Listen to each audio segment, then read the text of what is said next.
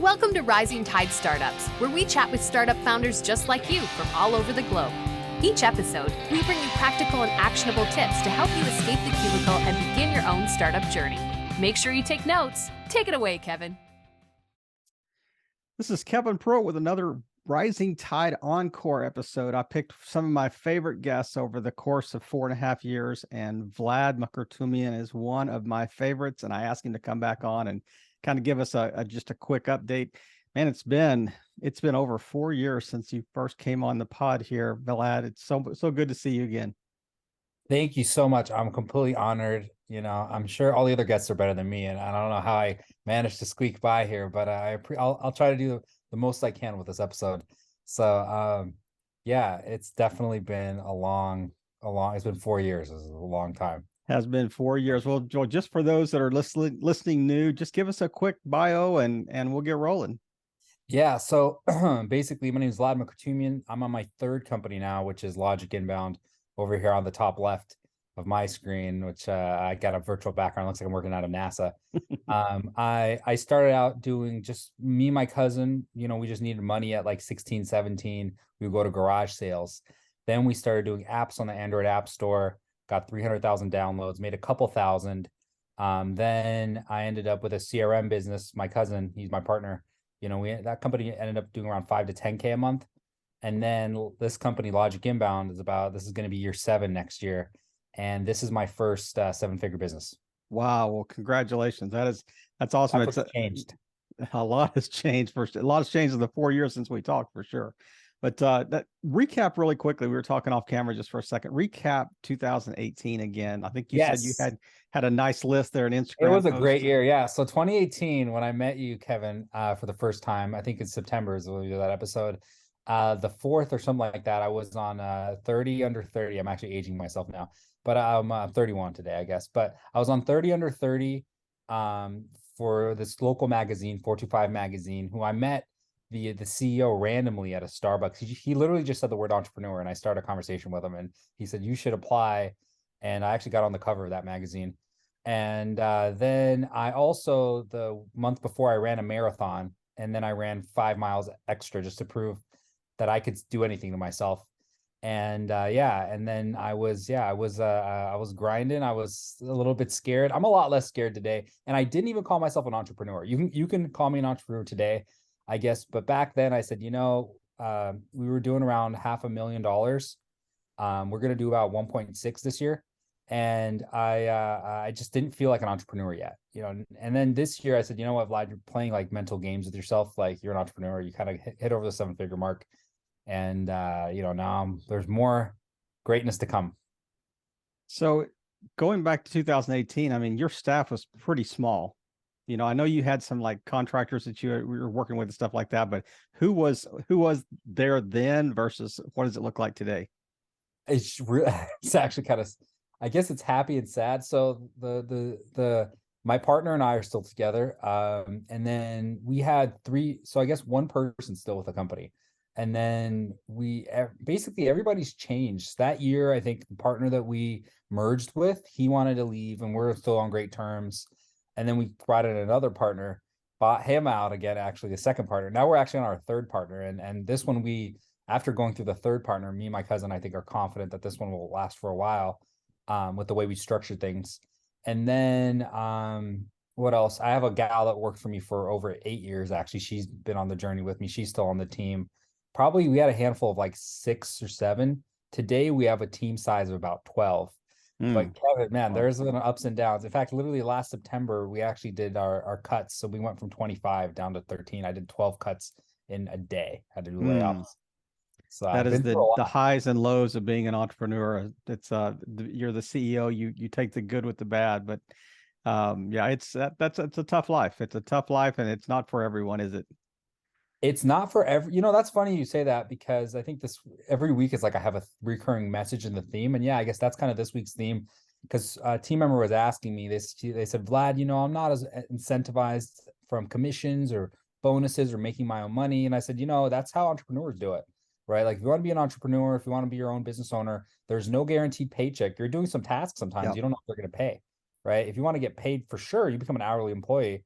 And I said, not, I think everybody's equal. Not everybody needs to be as crazy as me. And as, like I want to conquer the universe, take over the world. Some people are fishermen and they fish every day and they live a wonderful life just as great as mine. It's fulfilling for them, you know? So that's a great question. I'm probably jumping ahead because I kind of wanted to get into this later in the chat, but Yeah. let's focus on just the life of an entrepreneur. What has driven you to be that? Because it sounds like to me that you've been pretty unemployable virtually your whole life. Um, I've never had a job longer than 6 months, actually. Um, Now I have tried I never fully committed, I guess is the challenge here, because I never got like a real, not that there's like a fake job or a real job. I've never got like a high paying, like Microsoft thing type of job. Mm-hmm. So after college, I think for me, everybody's story is a little different. Everybody has their own formula for success, but there's always a little variable and clues people can pick up. For me at 19, we had 300,000 downloads in the Android App Store already. So I graduated college 2 years early. I graduated college at 20 just because I got really lucky. My sister did that, and I was like, can't let her beat me. So Family so at 20, I competition. kind of knew. Yeah. Yeah, I couldn't. Yeah, a lot of luck, right? And I think recognizing luck is a huge thing as well. I try to control as much of my luck as I can. But yeah, so I knew that this was kind of going to be my path because of the success. I realized like, wow, 300,000 downloads or 150, I think it was like 150 or something. I was like, this is not normal for like a 19-year-old in Mm-hmm. college, Yeah. where like everybody around me is listening to the teacher and I'm looking at my AdMob account and thinking about the next business thing. And then at the time, I was fortunate enough to family members started mentoring me, and I started reaching out to successful people, and they would reply. And I like this path. And but what makes me, it's kind of like what makes you, right? It's like there's all these, it's like there's all the events, the lucky things, being in love America, right? Being an American citizen and all that kind of stuff. And then the freedom with it, right, is huge for an immigrant.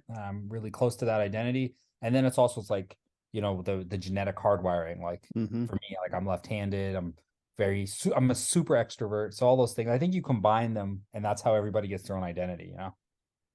That is absolutely. It's interesting that just some of the like traits and characteristics you mentioned. I'm left-handed. I'm a super extrovert. The things that are just making you unique. Maybe kind of swimming against the stream a little bit. But I am curious. Were there ever times, say, especially since say, I'd say mid 2000, let's say 14, 15, something like that. Since then, have there been days that you thought, what am I doing? I think people will lie to you if they say that they don't go. And one of my favorite quotes, I think, is by like Jim Rohn. It's not really a quote, I guess it's a concept. There's a lot of great free talks on YouTube. Be careful with YouTube, guys. But basically, because I know I have to be. But he talks about life as seasons. So it's like sometimes people are in winter season, right? Where in winter, all the flowers and everything's dead. And then summer, it's kind of everything's blooming, right? You got spring, you got fall. So the question is, what season are you in? And a lot of outside things that are out of your control that you can't control, right? And it's hard. And so what I've learned over the years, and this is what I was going to say a little bit before we actually jumped in, Kevin, which is smartly you turn on the recording because you're wise. I didn't Of want to course. miss the gold. There you go. You're smart. Yeah, you're good at what you do. I said, I've had everything as high as Amazon literally knocking on our door saying, "Hey, Vlad, we want to do business with you," right? To and they're obviously a pretty big company, all the way down to, like I said, I had to do layoffs in September, right? This year we closed the state of Washington on a deal, right? So we've had a lot of highs. I completed a Goldman Sachs small business 10K SB program. So I just did that this year as well. They flew me out to New York for free.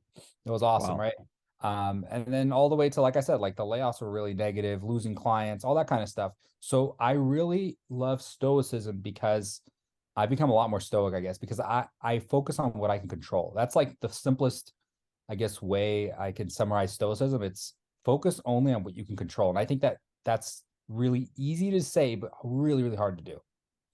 I think you got your entire Marcus Aurelius bookstore there. I do actually have I have Epictetus's book right next to me and all that, but it's here, I guess. Oh, it's and a Cretian or whatever it's called. I'm going through that. I read a couple pages or whatever. I've got Charlie Munger's Charlie's Almanac that I go through. I try to listen to about an Audible book a week. I've been doing that for the last 3 years or so. And, I'm always trying to learn. I'm very curious about how everything works. So I think it's important to just only focus on what you can control, because the things that you can't control will just start, they'll just start blowing you like you're like a kite in the wind, right? Yeah. All over the place, and you're frantic. And I really admire those people, whether they're entrepreneurs or not. The people that really focus on what they can control, I think those are the ones that maximize, the game, I guess, of life, so to speak, or the journey of life. I Yeah. I want to really get into later just kind of lessons you've learned, leading companies or whatever. But I would like to take a little bit of a rabbit trail real quick, just based on what you just said. So let's talk about Vlad the human just for a second. Let's talk about, like, what makes you unique. Like, what time do you get up in the morning and what time do you go to bed? What are some of your interests outside of, how do you balance, the how do you, I guess, unplug, from leading inbound logic? Yeah. And by the way, so many people said inbound logic and logic inbound. We actually thought of buying that other domain, and we did, and then we returned it. But what makes me unique? Logic Um, inbound. Sorry, no, it doesn't I'm, matter. I'm dyslexic. I'm reading backwards on my screen here. No, it's perfect. Um, it's hard to say what makes me unique. Like, I was born left-handed. I was born not being able to speak English, right?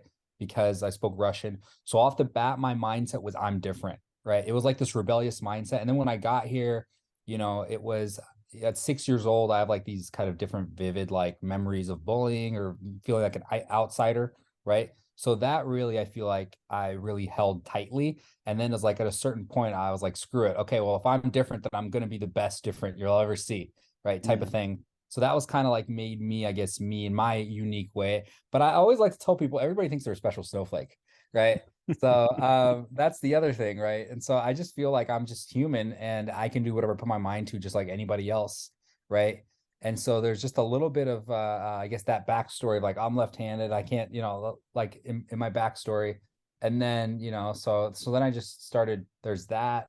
There's the being Armenian is another thing, right? It's like the Hmm. very small population of the world's Yeah. Armenian, right? So it's like all these things makes me think I'm different and special. I'm probably not that special, right? Like I tell my friends this, I think history is always very revisionist, right? Like Hmm. today, and I'm obviously like I still don't even feel like I'm successful. I just feel like I'm human. But like I have a long way to go. But let's take a look at somebody really successful like Bezos, right? Like he might say, I always had this grand vision and all that kind of stuff. But I was fortunate enough to meet one of the best entrepreneurs and kind of businessmen, one of the co-founders of Costco at 21. And he told me that none of these billionaires thought they'd be billionaires, right? Nobody really knows Right. what they're going to do. At 15, at 16, 17, I wanted to be a musician.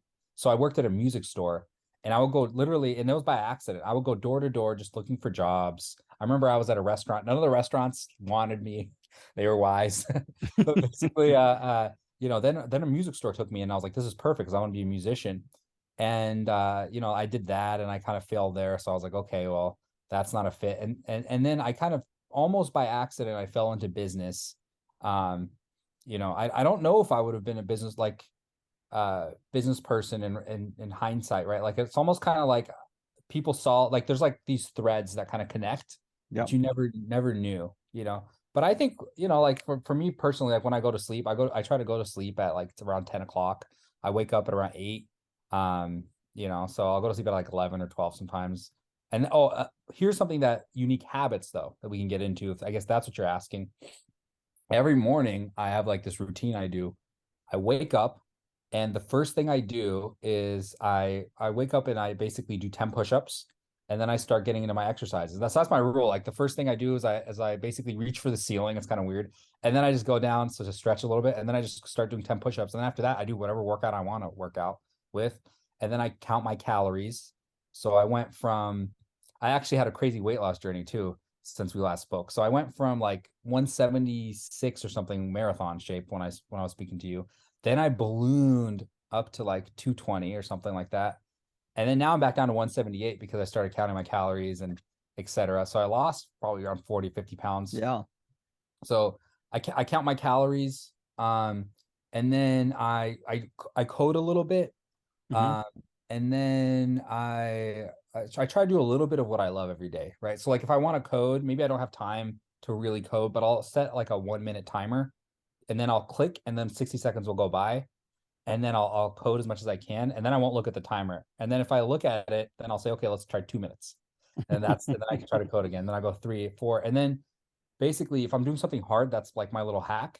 But I'll use this little trick to just like, let's say if I want to do something, I'll find a couple minutes to do it every day. And lastly, I think the most unique thing that all my friends would tell you about me is I love people, and I just love people to death, and I love connecting people. And I have this habit of actually reaching out to one 7-figure person a day. So one thing I actually did in maybe 2019, the year before 2020, is I created a 7-figure only business owner event, Mm. because I used to do a bunch of 7 years ago. I did a bunch of startup events, Yep. and everybody in the room was actually 7-figure plus owners, at least to my knowledge, except me at the time. I had a $500,000 business, but connecting people has been huge as well. I guess those are kind of the things that I feel like are quote unquote special. I feel like You anybody started your own like EO, your own entrepreneur organization. basically, yeah. I mean, and I've gotten great, I have a lot of awesome mentors because of that, right? We've had everybody from the local, whatever flower shop owner, insurance agent owner speak, all down to up to the president of Microsoft spoke Wow. at the meetup group. Yeah. So, but I love doing those events, and I love connecting people. Being, I guess, kind of going back to the immigrant thing, right? I guess that is what makes me unique. I feel like with the right soil, anybody can grow into what they need to grow, so to speak, right? So, like in another, life, right? Like, um, maybe I'm a janitor somewhere, right? And maybe somebody else has a marketing agency, right? Like I have a super supportive family, right? My family never once really questioned my entrepreneurial path. In fact, they said you need to go for it. I know, people and other family members who, these are within the same family. They're like, hey, don't do business, go get a job, go Mm. get a degree. So it's very unique circumstances. Um, yeah, The two things that come to mind since we first met, and we've connected a couple of times in between those times as well, and it's really interesting because you connected me with people, and I've I tried love to that. connect you with people as well in that course of time. But I would say the two things that really stick out, the two traits that I think stick out for me the most about you are disciplined. You are uber disciplined, Really. and the fact that you are a great networker. And Thank you. no I doubt really those two appreciate things that. are just they ooze out of you, and That's that so interesting. And I take that to heart. The networker thing, it comes, I guess, naturally because I've been doing it for so long. Um, so here's a fun fact about me. I was actually really nerdy, and I probably am still today. I will take that nerd badge and wear it till I die.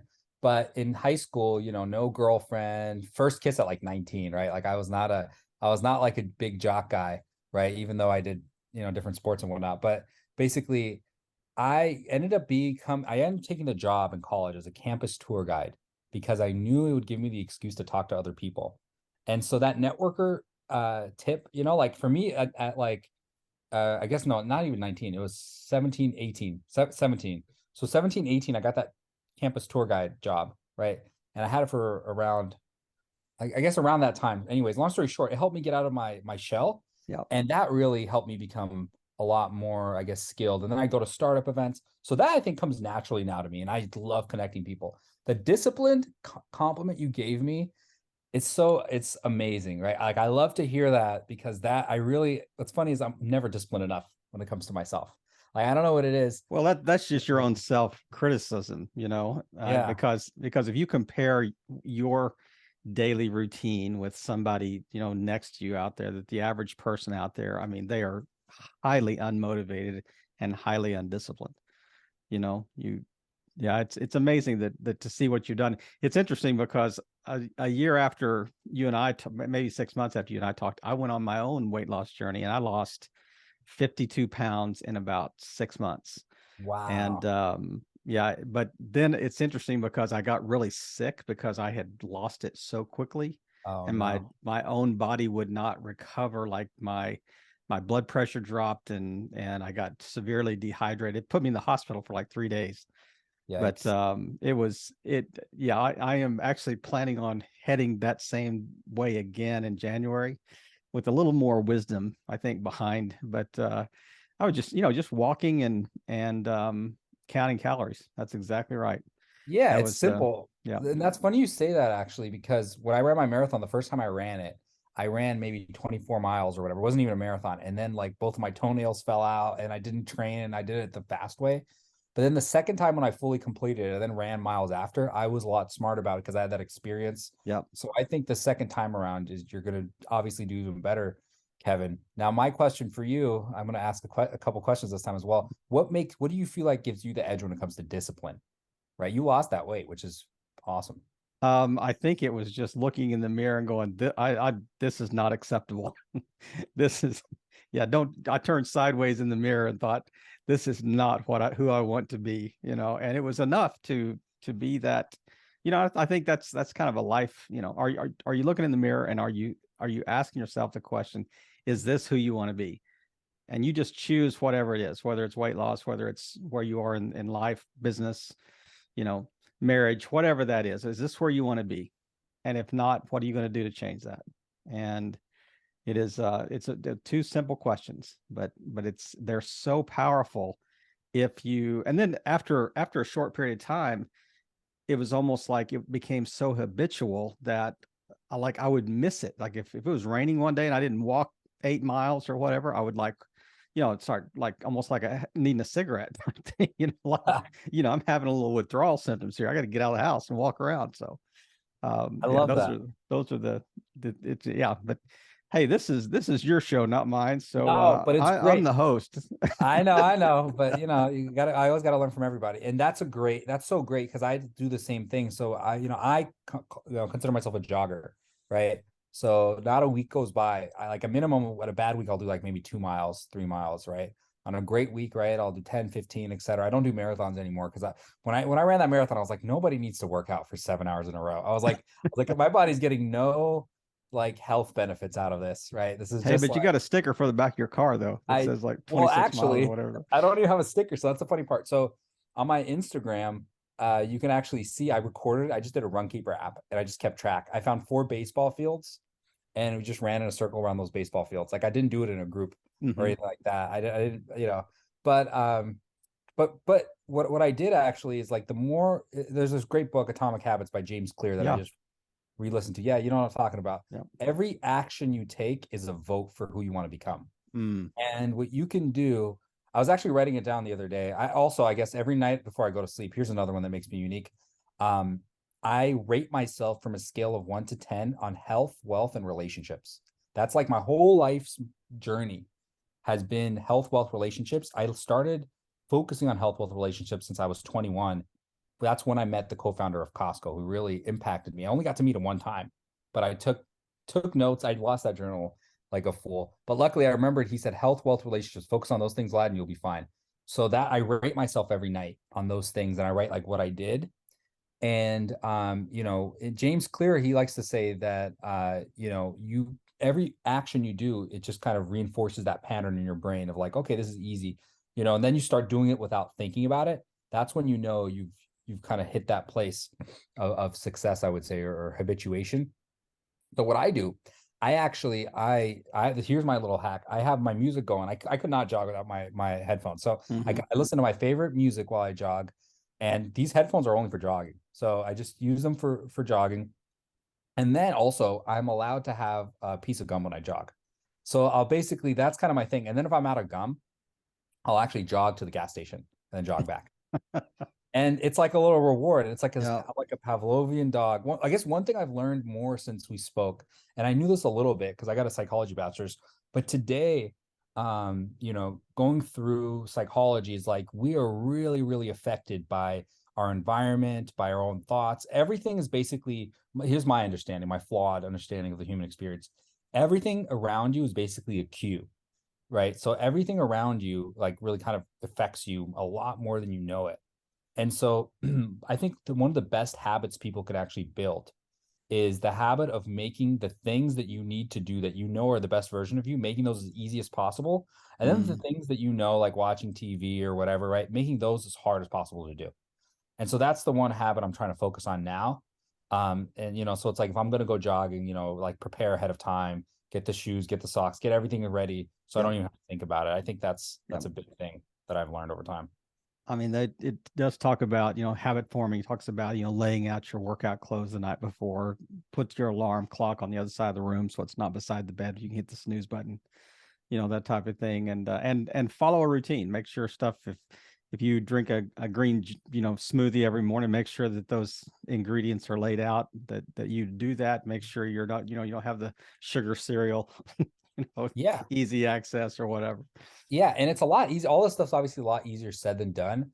But I guess we're going to take it back to business, right? So or startups out there, right? Yep. Like, so right now I'm testing kind of actually my fourth startup idea right now, believe it or not. Me and my cousin are kind of doing it on the weekends, and then I like to do business for fun as well, or like for fun I'll like meditate, I'll read, I'll exercise, friends, all that. But startups is also like I do for fun on the side, and who knows if the next idea is going to be successful or not, whatever, right? But this business, the way I took it off, right, or the way it took off to the 7-figure level, right? Like we were stuck at like this $500,000 ceiling for the longest time.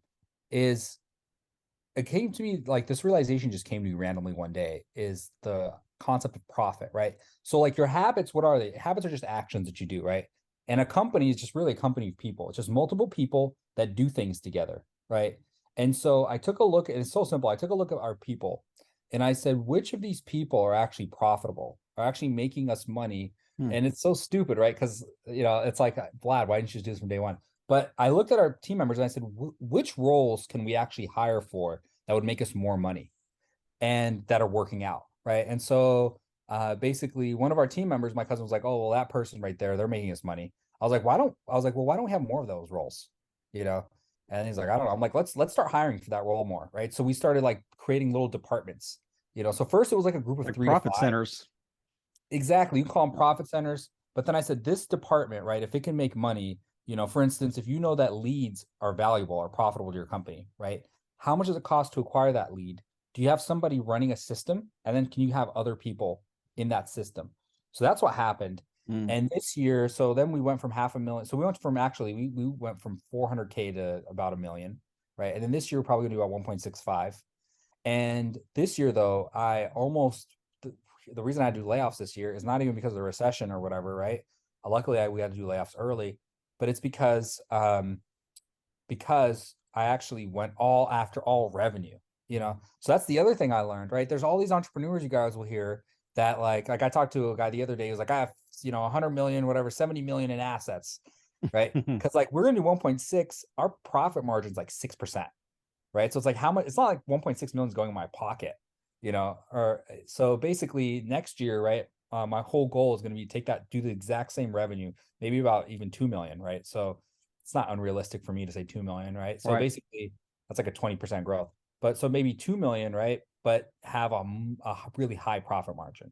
I would much rather be the guy who makes $400,000 a year total in revenue, and it, just basically it all going to me versus the person that runs a $10 million company. I mean, I knew a kid, and he was a kid because he's like in his early 20s to me now, but basically he ran an e-commerce company. He did 3 to 5 million and he quit. I was like, why'd you quit? He said, oh, I was making 30K a year. So wow, so the that's finance pretty element, slim margins. Yeah. Yeah, there's a lot. But anyways, yeah. So I take a look at the finance element and the profit areas, right, of the business. And then I say, okay, well, how can we replicate those things? And they have to be scalable. Your first objective when you start a company is, okay, how do I actually make money? Because you actually need to survive. After you hit that level, it's like, okay, well, how do we actually replicate myself and make it scalable? And there's at different sizes, you're going to use different growth channels. Yeah, I mean, I've learned a lot about business, I guess. So whatever, or startups, I guess, but business more.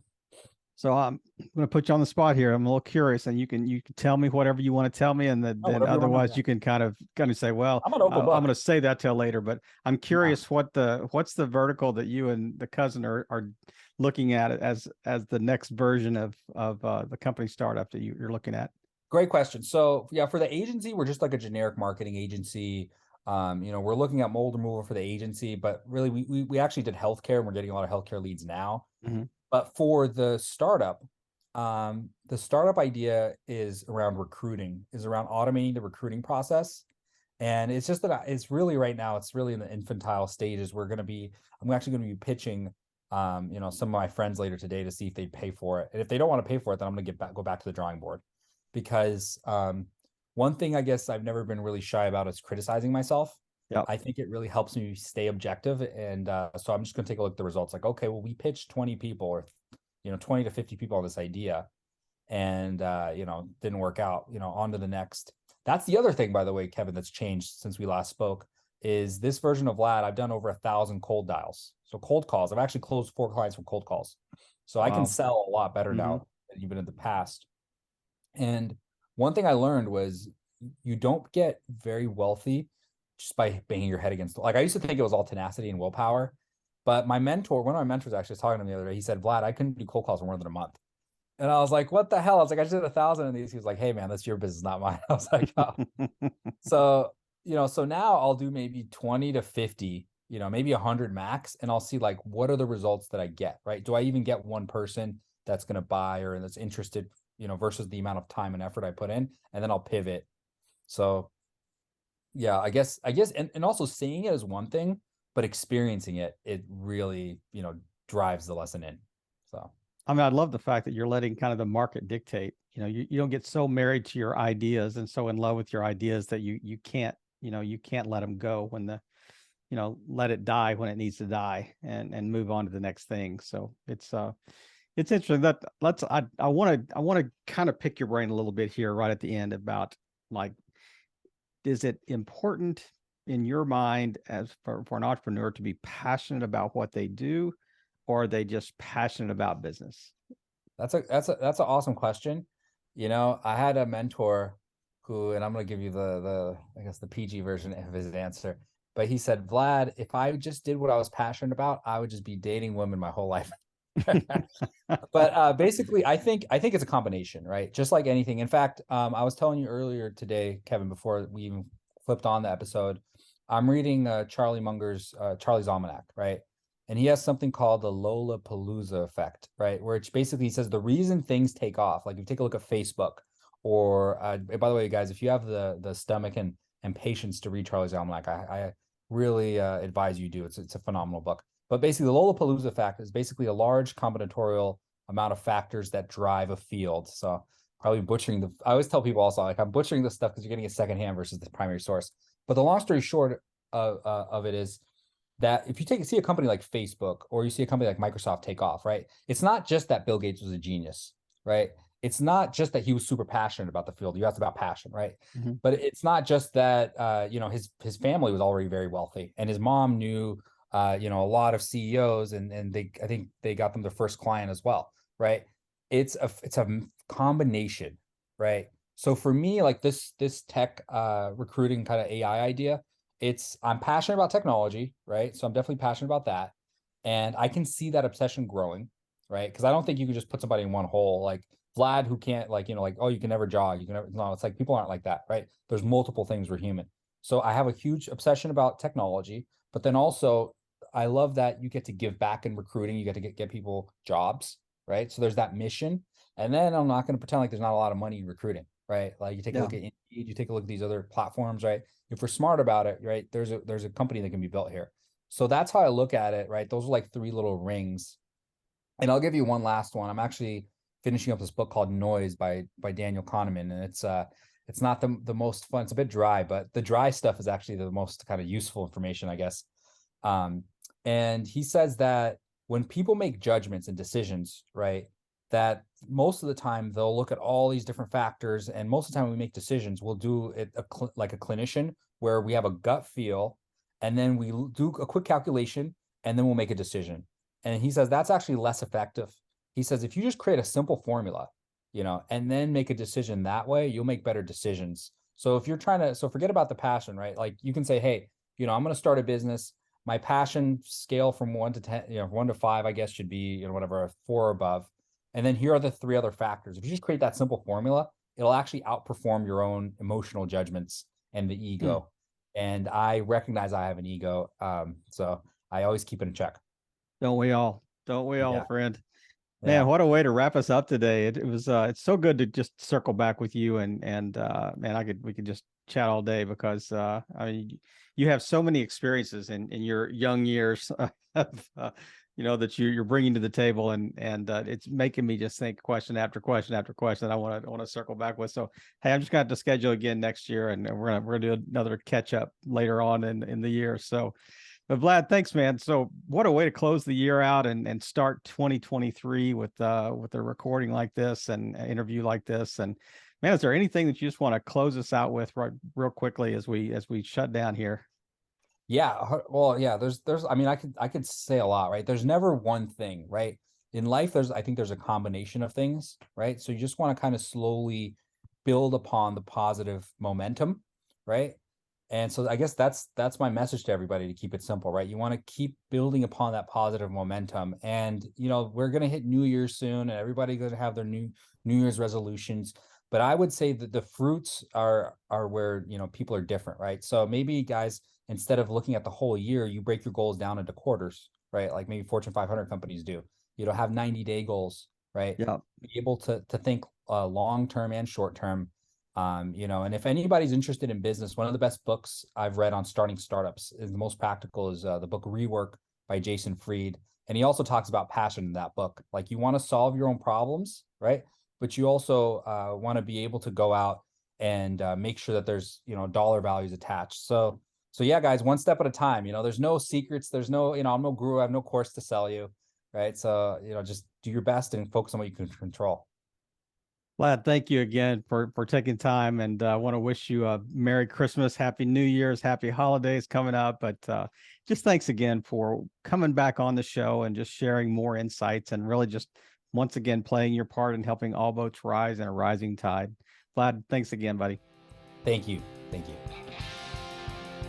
We hope you heard some great takeaways. Make sure you follow up with our guests today and show them the support they deserve. As always, thank you for listening and playing your part in helping all boats rise in a rising tide.